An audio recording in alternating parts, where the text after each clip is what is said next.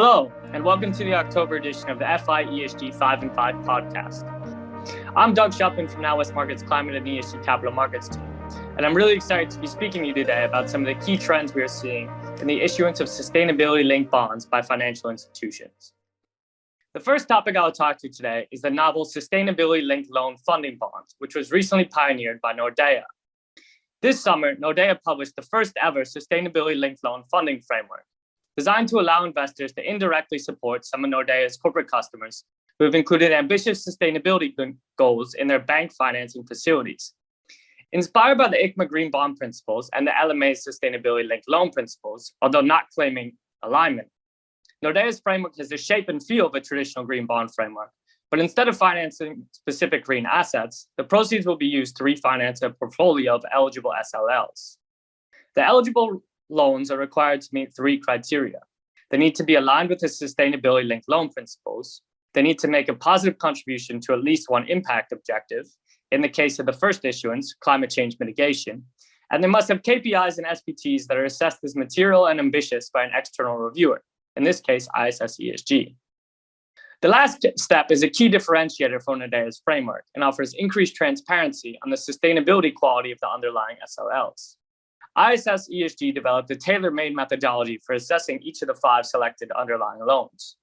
These mini SPOs were published as part of the external review. Nordea's inaugural SLL funding transaction saw strong interest from financial institutions and, according to Nordea, it was positively received by the investor community.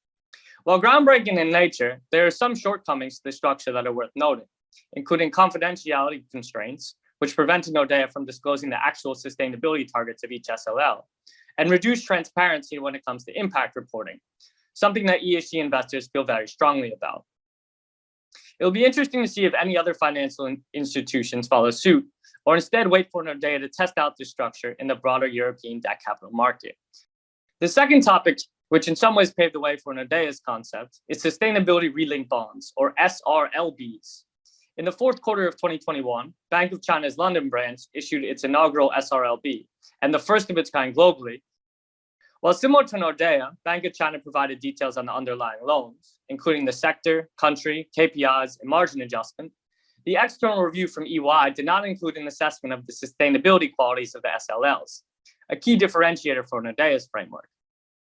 The kicker for Bank of China, though, is that their bond includes a coupon step up and step down based on the underlying borrower's performance against their sustainability targets, effectively meaning the bank participates in the sustainability achievements of the selected borrowers.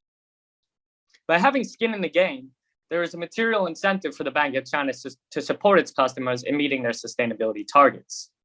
Nevertheless, there are complex data issues and measurement requirements for SRLBs. For example, calculating the daily effective size of each loan. And the coupon adjustment mechanism also means that these instruments will not appeal to the many European issuers with an MREL requirement, something Nordea explicitly sought to avoid with its SLL funding bonds. Perhaps the next generation of SRLBs will include the best of both worlds. The third topic I would like to introduce is something that is yet to be tested: sustainability-linked covered bonds. Given the EBA's view that step-ups or fees for missing ESG targets or other sustainability performance indicators may be considered incentives to redeem and should not be allowed for regulatory capital and eligible liabilities issued by banks, some financial institutions are weighing up the benefits and considerations of sustainability-linked covered bonds. For example, a bank could issue an SLB tied to the energy performance of its residential mortgage portfolio based on the average EPC composition of its loan book. This structure could help overcome some of the key challenges for financial institutions interested in SLBs, including issues around the measurement of finance emissions and MREL or capital eligibility constraints. Another benefit of such an issuance would be to preserve eligible green assets for senior or subordinated bonds, where the financial benefit, that is the greenium, is often greater.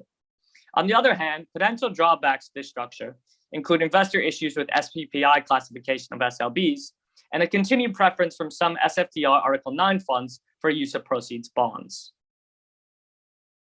Pivoting away from the banks, another segment within the broader FIG space where we could see new entrants to the SLB market is in insurance.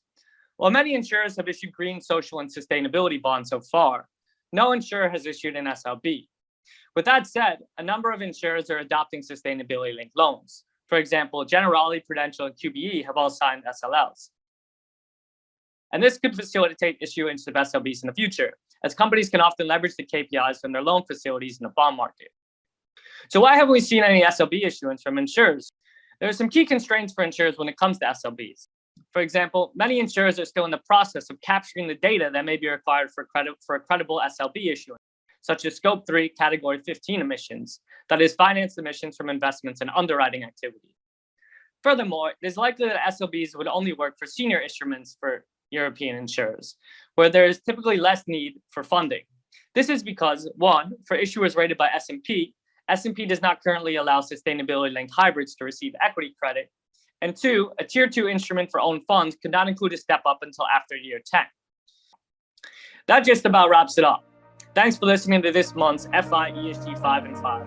If you liked this episode, please follow the channel and click the notification bell so you can get future episodes as soon as they are released.